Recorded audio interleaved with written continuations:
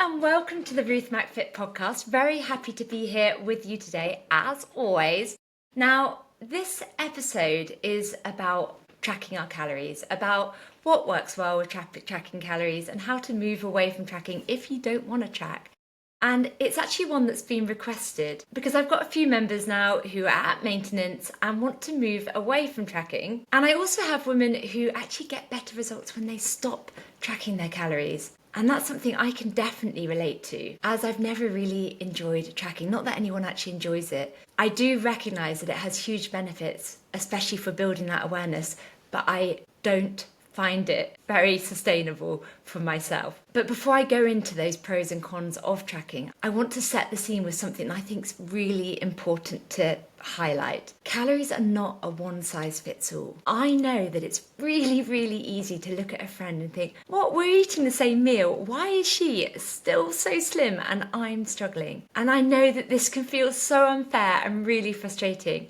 But the truth is that we never see the full picture. That same friend might have eaten really balanced meals all week with hardly any indulgent food options while you've been picking at bits of chocolate in the staff room at work each day. That friend also might move more than you actually realise. She could be on her feet all day at work, or she could be naturally more fidgety, or this, which I think is the most important point I want to make here. She might be really struggling behind closed doors.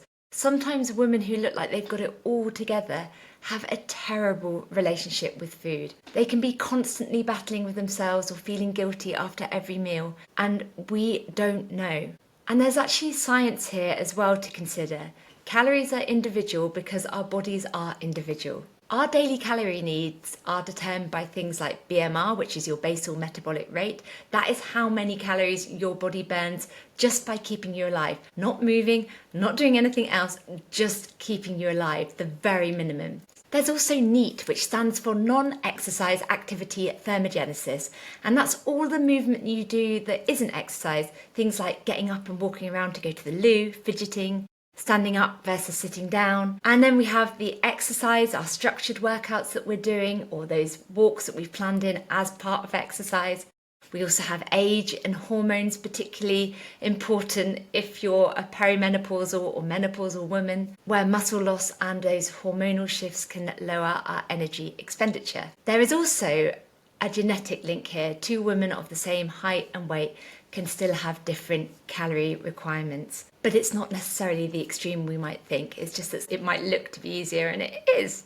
So if you're comparing yourself to a friend, you are comparing yourself to a completely different system. You could think of it like trying to fuel two cars with exactly the same amount of petrol, even though they've got two completely different engines, and then expecting them to be able to go the same distance. It just doesn't work that way. And I think that's why this conversation about moving away from tracking and the pros and cons of tracking is so important.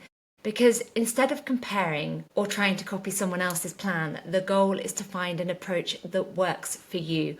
One that gives you that awareness, one that helps you feel more in control and feels sustainable for life. I want to start with the positives about tracking calories, because calorie tracking can be very useful, especially in the short term. And I'm going to give you an example of a friend here. A friend of mine once decided that she needed to cut out her biscuits. She believed that these were the things that were causing the problem. And she was having a couple of bourbon biscuits, I think it was, each day with her cuppa. And she decided to swap it out for something that was healthier. And you might be able to guess what I'm going to say, but that healthier was actually a handful of nuts. And she came round to have a cup of tea with me one day, and she was telling me that she'd actually gained weight instead of losing it and was feeling pretty fed up. So I asked her how many nuts she was having, and we actually got out my scales and we weighed in the amount of nuts. I was like, does it look like this? Does it look like this? I'll never forget that. And those bourbon biscuits that she'd been having, I think a bourbon biscuit is around 80 to 90 calories. So let's say 160 calories to 180 calories for the two bourbon biscuits. But the nuts that she was having were coming in at about 600 calories. Yikes. And I'm not saying this because I think, oh my goodness, can you believe she did that? Because this is something I can relate to myself. Years ago, I think it was like 2012 or 2013, I decided to try the paleo diet. Now, the paleo diet is like a caveman diet. If it wasn't available for cavemen, then you didn't eat it. Yeah, I did that. I had a go at it. And I actually gained weight, even though I thought I was eating really well. And now looking back, I realised it was because I was eating loads of healthy fats. They didn't mention calories in the paleo diet. They just said that you could eat like this. And they actually made out that it was going to be much harder to gain weight if you're eating that way. But I was eating loads of nuts, loads of oil, avocados, and I was having them in quite high quantities. Those foods are very nutrient dense, but they are also very calorie dense, and that then changed the energy balance. So I was now in an excess of calories, which was also happening to my friend with the nuts versus biscuits. And this is what tracking can really help us see. Sometimes the swaps we think are better aren't better for fat loss at all. They may be healthier, but they're not lower in energy or lower in calories. And the same thing happens when we're out for dinner. I don't know about you, but I'll often look at the menu and it has the calories on the menu and think, oh, I'll just have a look at the salad. And you'd think probably that the salad is going to be the lowest calorie option. And then you see the number and realise it's one of the highest calorie options on the menu. And this is often because of all the oil in the dressing, or perhaps loads of cheese that can be added as well. Now, I will still choose to have salad when I want salad, but I'll ask for the dressing on the side. And the reason I ask for the salad is because I know that the volume of the leaves and the veg and so on, and the fact it's got protein in it, is going to keep me fuller for longer. But it is another example of how tracking can be quite eye-opening with what we think is low calorie often isn't. And this is something that I hear all the time from my clients as well. When they first start tracking, they suddenly realise that they're actually not eating very much in the way of protein or fibre. They might be having an egg at breakfast or perhaps some beans at lunch, which both sound fab, but on their own, they're not going to be high enough in those things. And it's only when you look at the overall day that you start to see that the numbers are lower. And then when they start bumping those up, they suddenly feel fuller, their energy is steadier, and everything just feels easier. And this happens quite quickly, so it's very satisfying. So tracking doesn't just show us the calories, it shows us the bigger picture, where we're lacking, where things are balanced, and that knowledge really is power. Knowledge is power, because we can then learn from it. And this is backed up by research. We know from multiple studies that we're not very good at estimating our food intake without tracking. So on average, most of us underestimate calories anywhere from 20% to as much as 50%, especially when eating out or estimating those high calorie foods. In one study, people underestimated calories in a restaurant meal by up to 400 calories. And if you are trying to be in a deficit, that can be the difference between being at maintenance and being in a deficit.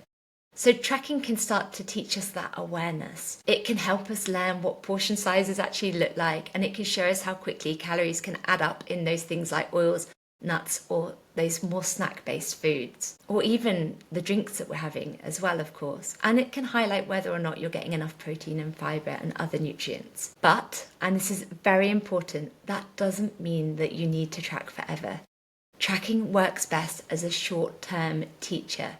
You learn the lessons and then you carry them forward without the need to log everything every single day. I do want to talk about some of the downsides of tracking. I know I said that I don't like tracking myself very much, and that falls into some of the reasons I'm about to mention. Tracking can be very useful in the short term, but it isn't always the magic answer that it's made out to be. First of all, we have the accuracy issue.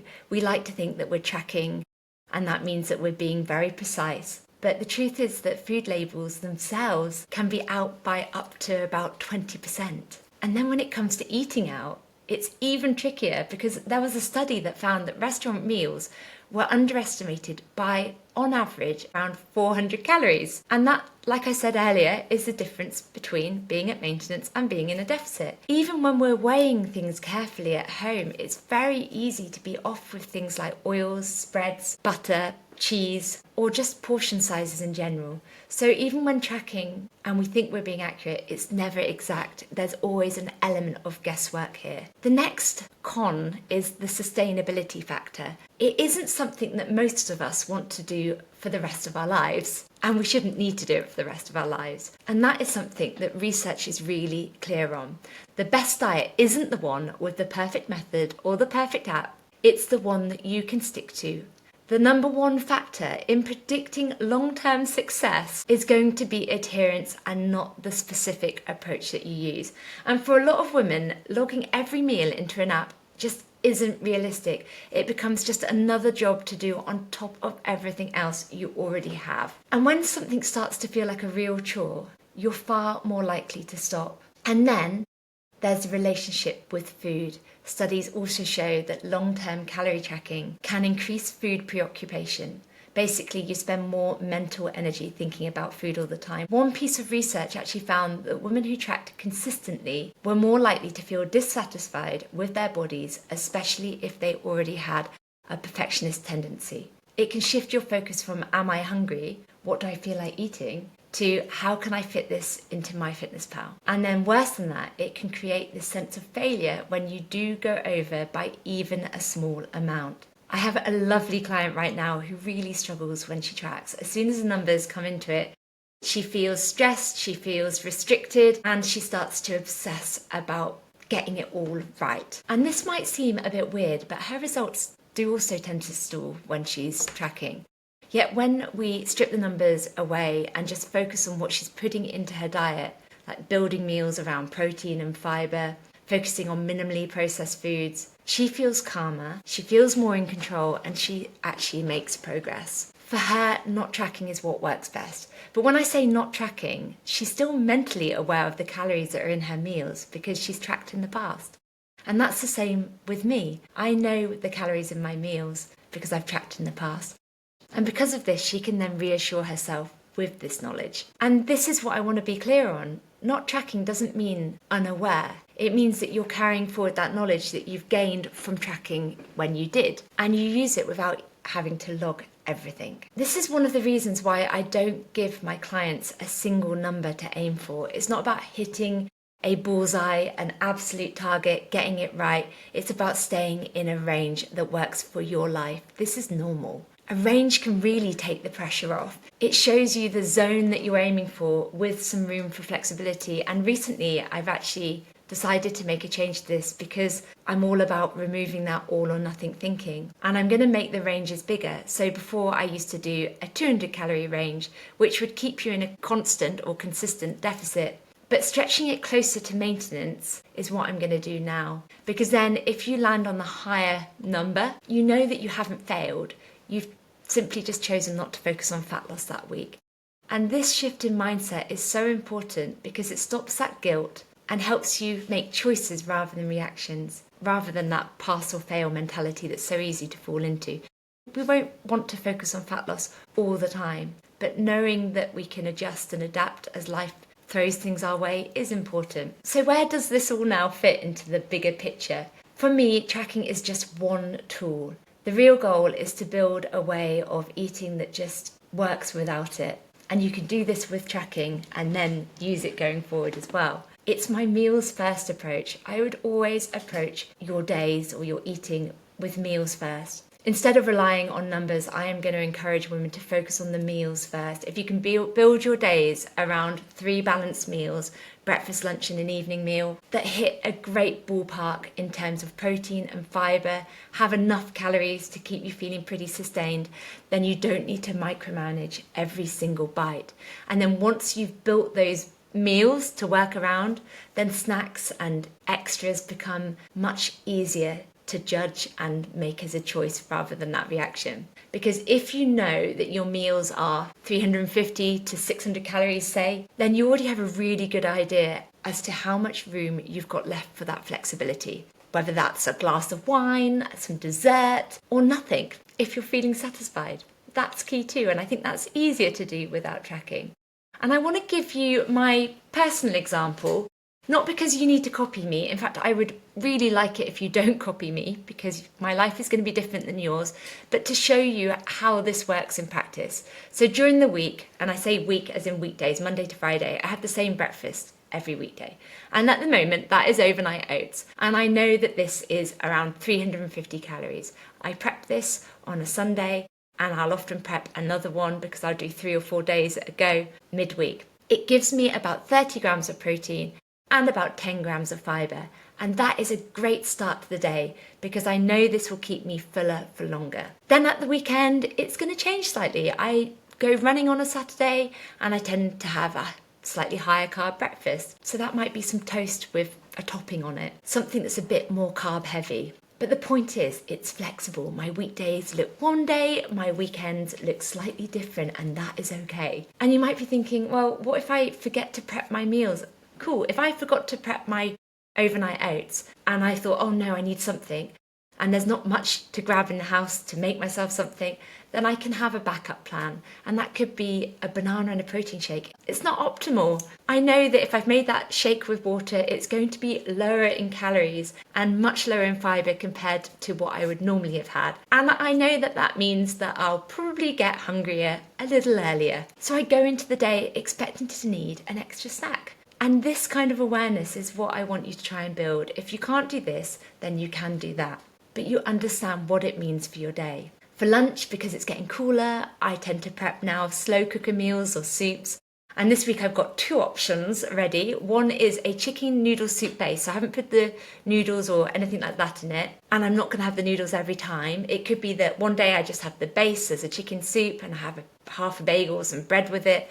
Another day I might bulk it out with some noodles or some pasta. But whatever option I choose, I know that the base of the meal gives me plenty of protein and fibre, and I know the rough calories in this. The other lunch that I've now started prepping, one that's come back round from last winter, is a beef and pearl barley stew. Each portion is about 350 calories. It's super filling. It's got about 30 grams of protein, and it's got about 5, maybe 6 grams of fibre in it. Again, I could eat it as it is, and that would be fine. But if I wanted to add something on the side, I could add that bagel, that piece of bread, whatever, and I could be aware of those calories on top. So that meal might end up being more like 500 calories if I'm having something on the side. The point is, I know the base calories and the protein, and anything I add on is a choice that I am aware of. It's not just a guess. I'm not just randomly snacking throughout the day.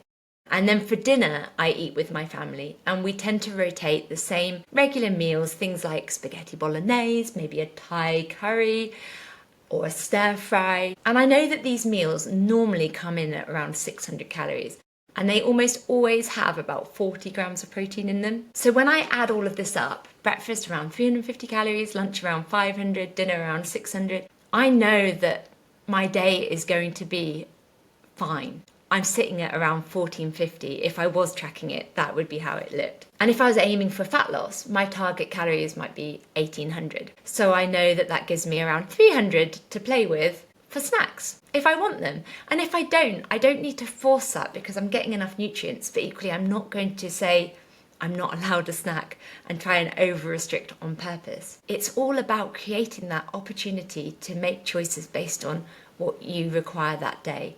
There's no scarcity mindset. You're making choices knowing where it fits. And this is where zooming out really does matter, because it's not about one perfect day. It's going to be about that average across the week. If one day is a bit higher, another day might be a bit lower, and across the week it balances out. So let's say that one day I'm a couple of 100 calories lower because I just wasn't that hungry. I didn't have those extra snacks. And the next day I might be naturally about 100 calories under again. So across the week, my average ends up being around 1650, and 1800 is what I would still consider a decent deficit. But that average, and I want to be clear on this, is without ever having to go down to any very restrictive calories. You know, we're not trying to restrict. For me, even 1400 might feel quite restricted. And that means that when I get to the weekend, I can then look at the bigger picture. If my goal is fat loss and my target is roughly 1800 calories a day, I know I've actually got extra room across Saturday and Sunday because of those lower days during the week. And if I was talking to you about this, looking at the calories, I would have around 4,300 left for that weekend. So I would know that I might go higher and have like 2,500 on one day and then back to normal the next day. But anyway, it gives you that freedom, and it allows you to enjoy a meal out knowing where it sits with your goals. It allows you to have that glass of wine or that dessert if you want it But if we don't want it, that is also fine. That's not a problem. I can definitely use how I'm feeling to help me here. I'm not failing. I haven't ruined everything. I'm making informed decisions about where I want to be. Now, of course, this is going to be easier when you're tracking because you've got the numbers right there. But even without tracking, once you've got that awareness of those meals and your averages, you can still make those choices. Like, this is what I would do. You roughly know what your weekdays add up to. Even if you're not tracking it, if you're having the regular meals, you don't even need to think, oh, today I've had that, you know. And that means that you can make a decision and decide what flexibility you want at the weekend. And that is how progress works when you stop tracking. It isn't going to be about perfection each day. It's going to be about noticing those patterns and those averages over time. Expect yourself to eat more at the weekend if that's what you do. And have that really great routine during the week to allow for this. And then the moment we start seeing it in this way, food stops feeling like a pass-fail test and it starts feeling so much easier, so much calmer. You do not have to track to make progress with fat loss. Tracking, like I said, can be a very useful tool, a very useful teacher. But once you've learned the basics, you're absolutely ready to step away. The key is going to be focusing on meals first and making decisions before you're getting too tired, too stressed, or just really hungry, because let's be honest, we don't make great choices when we're hungry or tired actually, because that's when decision fatigue hits and when we start reaching for whatever is easiest. I had a client a while back who used to tell me that she was an emotional eater. She'd say that she'd had a really bad day at work, it was really hectic, and because of that she'd had an emotional eating episode and snacked on absolutely everything. And I remember asking her, did the stress make you skip some of your meals today? Did you actually eat less breakfast or less lunch? And she admitted that, yeah, often she was skipping meals when work got busy. So my question was, is it really emotional eating, or was it the fact that she hadn't fueled herself properly during the day? And the best thing is, once we focused on getting in those meals consistently, ones that gave her enough calories, enough protein, enough veg, fruit, fibre, the evening snacks started to just disappear without her having to think about this. She wasn't needing them in the same way. And this links back to what I said about decision fatigue. If we don't plan our meals ahead, the stress of the day makes it all so much harder to make the choices. But when we have those meals first approach, you don't need to rely on willpower. You know what you're having. When you know your meals are balanced, you don't need to track them every day. Even if you're having to pop and get a meal from somewhere, if you've thought about that in advance, then you've got that awareness. You already know what they're giving you. The only thing that you're needing to make decisions about is what you add on top. And if that's a couple of biscuits or a piece of cake, you can really enjoy every single bite. No crap cake. Sit down, enjoy every moment of it. Because you know the rest of it is already covered. You're already supporting your body with your meals. So always plan ahead. Decide your meals before the stress of the day hits. Even if it's just the evening before, you don't need to do this big elaborate plan every Sunday and prep for the whole week. Even if you're just deciding the day before, that works. Even if you're spending 5 minutes just prepping something to help, that works. So what about when life isn't routine? What about those weekends, those meals out, or times when you just want that extra flexibility? This is where those foundations you've already built really do pay off. If your weekdays are structured and consistent, you don't have to panic when life gets a little less routine. Those go-to meals that you've established, the breakfasts, the lunches and the dinners that you know work for you, give you that baseline. They create that stability. So when the weekend comes around or you're heading out for dinner, you can add that flexibility without feeling like everything is falling apart and without feeling like, well, I've done it now, I might as well give up. It doesn't need to be complicated. If you've got a meal out planned, you might keep the rest of the day simple and protein focused. If you want a dessert or a glass of wine, you enjoy it because you know the rest of the day has supported your body. And again, we're looking at consistency over time. And if there is one day in the week or every other week that you're like, oh, I haven't been hitting my protein target, it is one day. And if you're doing it the rest of the time consistently, it's going to be fine. We're not looking at being perfect at the weekend. Like I said earlier, progress isn't going to be ruined by just one meal. Just like fitness isn't made or lost by one workout. It's always that bigger picture and that bigger pattern that counts. So instead of seeing weekends or meals out as something that completely derails you and you feel like life is getting in the way all the time because you have these social events on, think of them as part of the plan because they are going to always be there. And if you can make it work with those things happening, then you're doing so well and it's going to get easier at maintenance. It's keeping those habits, those base habits strong, and then the extras become the choices you make.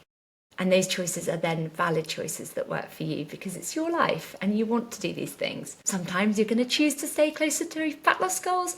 Other times you're going to choose to have a bit more flexibility and be at maintenance. Neither one is failing. They're both part of what it looks like long term. And they're both going to be building on what is working for you. And this really is the freedom piece. When you trust the process and you trust that you've got systems in place, you can enjoy meals out, weekends away, or just busy, unpredictable days without any guilt. You don't need to log everything in the calorie tracker and hit a perfect number because you've already got habits that are going to keep you feeling steady. So if there's one thing that I want you to remember, it's this. You do not need to track calories forever to see progress. I wouldn't see tracking as a lifelong thing that you want to do. Just see it as a tool that you are using short term. It can be helpful to teach you at the start. It gives you that awareness. It shows you what's in your food.